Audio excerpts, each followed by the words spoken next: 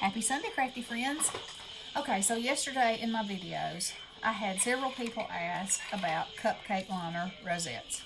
Okay, and I've done a video on this before, but anybody who's newer, probably hasn't looked back, so I'm going to do another one. So, my favorite cupcake liners are these small ones, and these come from Tuesday Morning, and they come in like a rectangular package. I throw all the packages and stuff away. So anyway, and they have 4 designs in each package, and you get a ton of them, and they're like $2.99 or something like that. But see how and you can look inside and see that they're like coated with something that's probably helps it not stick, but that also gives it extra poof, extra body to the paper. So okay, now I know there's all kinds of ways to do this, and people do them different ways, and different ways work for different people. So if my way doesn't work for you, look at other ones. They're probably titled Cupcake Liner Rosettes, and I'm not. Some people smash them. Some people just smash them, wad the middle of them up. Now I have done that with the flimsy kind, the big kind. But I really find those big ones are too big for what my projects. So I like these little ones, and they're easier to work with. Okay, so heat your hot glue gun up. And then this is what I do. And you can also do this 2 ways. I like to do it this way because then I use the end piece too. It's the double yes. Use it all. Okay, so this is the flat part. So right at the edge of that, you're going to cut and just cut around that lip. Like this. And like I said yesterday, I love having these already made on hand because they just make the quickest little embellishment. Okay, so now you're going to kind of hold it between your thumb and your finger and mash these, give them a little pinch so they're a little closer together. This will just make things easier for the gluing process. Okay. So if you want it on the front, you can do it like that. Or if you want it on the back, so your whole front is empty, I'll do it both ways so you can see. Okay, so you have it. You're going to flip it like this. Take your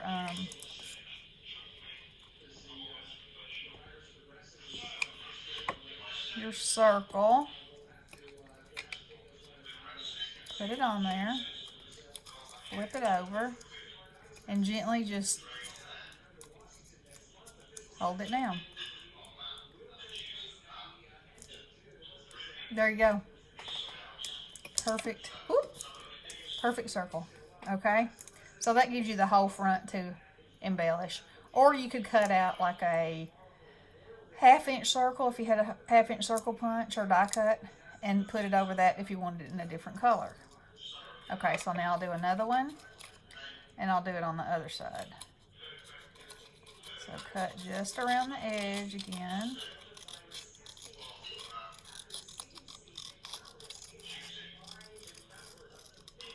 Like that. Bunch it up.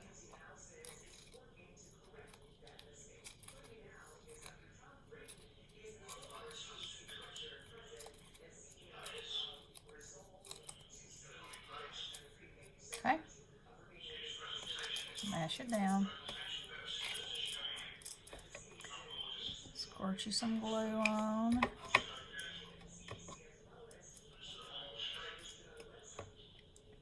Don't burn yourself. Slap it on there. And you can squeeze it in towards the center. Working on a glass mat's handy because you don't have to worry about it sticking to anything. Just flick it right up, and there you have that one. Okay? And even if you get things a little off center, it doesn't matter because, you know, when you put your stuff on top of it, you're going to build it up to, and it'll cover that up. So, let's see. I think I have a circle cut out over here. I do. Okay, and this is an inch. That's an inch circle punch. So, let me do one with that. And like I said, I always like to have these. And I haven't found any place online that I can find this brand, because, you know, I would like to know how many colors they are actually available in. Tuesday Morning seems to get them in spurts of colors. Like one time I got a set and they're all white and kind of an old gold looking color. Okay, I'm going to put this on the back side since this is color different. Stay. Okay. Put it on there. Flip it over. And just kind of manipulate it with your fingers, you know, till you get it like you want it. And there it is. Okay, and then if you want to do that, or you can punch this out with your punch so it doesn't have this raised edge. Or suppose you could mash it out, but it's kind of big, you know, and I like the ruffled edge of that myself. Okay, so that's how you do that. And I also had some questions about the differences between embellishments and ephemera. Okay, I think that the definition of ephemera is paper products. Let's see, let's look up the exact definition of ephemera. Of course, there's probably, now my phone's going to not cooperate. There's probably the definition for the crafting world and the definition for the rest of the world. But, you know, loosely it's probably all the same thing. Okay.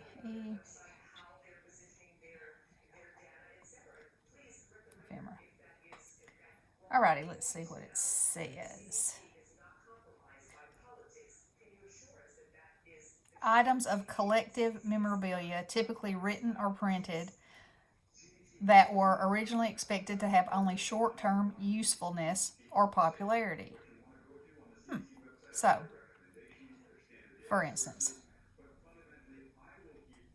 me and hubby love to go to estate sales, and sometimes they'll advertise ephemera, and in that case, it's usually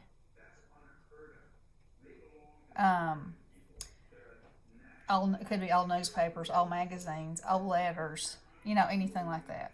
Okay, and the definition of embellishment is a decorative detail or feature added to something to make it more attractive. Okay, so that's true in the craft world too. But in, like, when I'm saying something about an embellishment or ephemera to me would be like this ticket. Or, let's see, you know, something. Okay, so this says they're embellishments, which will make it even more confusing. But to me, these are ephemera, not embellishments, because they're all flat. They're all these flat printed images. Now, can they embellish something? Yes, because what did that say? To add some detail. So, you know, that's kind of but in the crafty world, to me, ephemera is something flat, and an embellishment is something decorative and most times dimensional. A brad, a flower, a stacked bunch of. See, I would call this an embellishment, not ephemera, because it's stacked up. So that's what it is to me. Now, it might be different for other people, but to me, like this butterfly, that's ephemera. It's a paper thing. Flat, nothing else. But if I put gems here, and on its body, then it would become an embellishment because I've fancied up the piece of ephemera. I hope that makes sense. I hope so. Okay. Now another thing about rosettes, if you have a die, and y'all probably tried this before. So the kind of paper that you use makes a huge difference in how your rosette's going to turn out. So if you use something that has a stripe, that stripe is going to be accentuated when it goes around in a circle, so it will shoot out from all sides like that. Whereas if you use something like this, you're pretty much going to lose that flamingo. It's going to be gone, which might be okay with you, that's fine. But for me, myself, if I'm making a rosette, unless it is a pattern that will not be lost in the rosette, I don't want to use it for that. Unless the colors are so vivid. Like this would make a pretty rosette just because the colors are, like it's got stark white and then it has these pretty colors. So that would make a pretty one. But this would basically just be pink. You would lose the flamingo. So, you definitely wouldn't want to use this because you wouldn't want to lose your turtle and your flowers. I wouldn't want to use this because I would like it. It's a matter of preference. I would want to use this on something that you could see all of it because I think it's pretty, as something to look at. These are made to just cut strips and use. I wouldn't want to use this because you'd lose the turtles. So, this would make a beautiful one because it would be classy and golden white and crisp and, So, and this would probably make a fun one. And another thing, it depends on how tight you make your rosette. So you can make it one length. So they have some rosettes that are 12 inches long, the dies are. And then there's some that are 6 or 8 inches long. And the 12-inch ones are usually wider. The 6-inch ones are more narrow. So the more narrow it is, and the smaller your rosette's going to be. Let me just show that right now, in case I'm not making any kind of sense. Okay. So, and I'll show you some loves and some not so much loves. Okay, so this will make a rosette approximately this size, okay? Depending on how much you squeeze it together. So if this were squoze all the way together in the center, it would be 1/4 of an inch smaller all the way around, okay? So if you leave a bigger hole in the middle, the outside circumference is going to be bigger too. Okay, so this one, now see, the paper's not long enough to cut the whole thing. So that means more of the pattern is going to show because there's not going to be so many gathers, up against each other like that. So now then I have this one, which I rarely use because it is humongous. It would be like, even this one. And I bought this before I understood what it would do. This makes a rosette that is at least twice this wide. It would be this big. Like for a party, yeah, that'd be fine. Even this one is going to be at least that big. Well, that's bigger than anything that I would ever generally craft with. Unless maybe I was making a box and I put that on there for the focal, piece and then started building stuff up off of it. But these are definitely a specialty thing that you know, that you probably wouldn't use every day. Now there are dies like this one. It's not meant to be a rosette, but because of its design, I use it for a rosette. Because see, oh good, I have a sample in here. Okay, so this is what it looks like cut out. Well, it already has all these score places in it. So this is all you would do.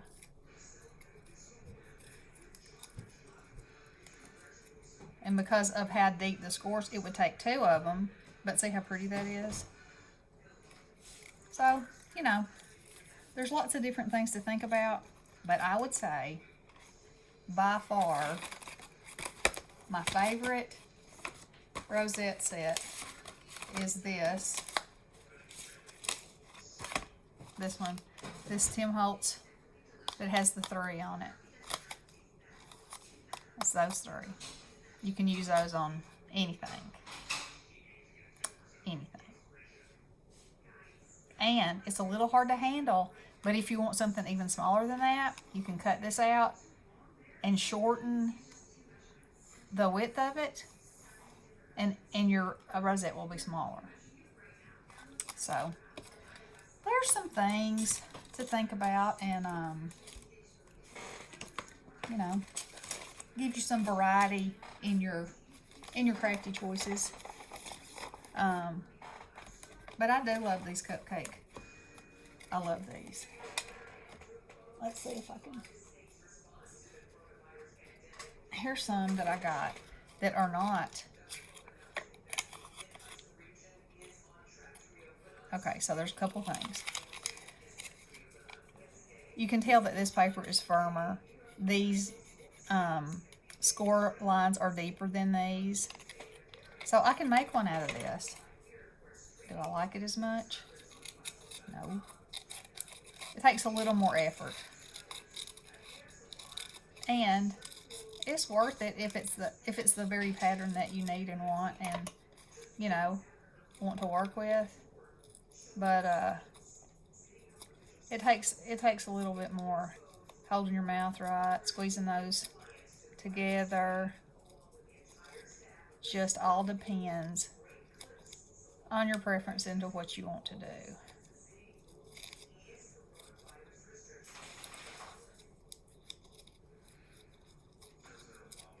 Okay.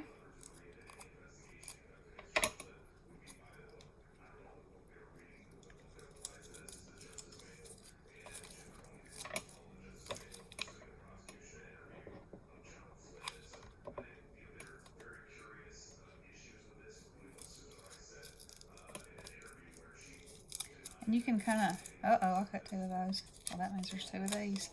That's another thing. Now, see, there's 2 of those right there. Can't waste that. No.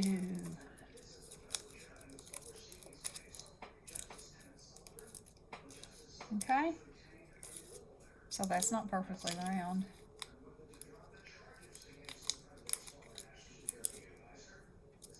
But anyway, and it's flatter because it doesn't have that body. Okay. So I'll go ahead and make this one and you can make it a little stiffer if you use a heavier cardstock to put your center on. Like if you cut a 1/2 inch circle or an inch circle out of 110 pound cardstock, it would give it a little more substance.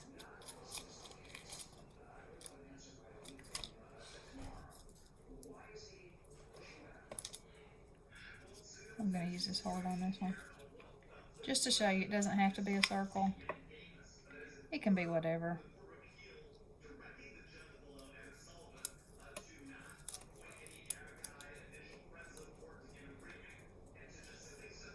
Okay. Alrighty. There's those questions. Ooh. That's that hubby. Alright, girls. I'll be back later. I got ideas of brewing. Love you all. Thank you. And thanks for all the awesome comments yesterday. I really love talking to y'all, seeing what you think. And I really love knowing that, you know, that these are helpful things, and that you'll get some enjoyment trying them out in your own crafty creations. Okay, girls. Love you so much. Blessings.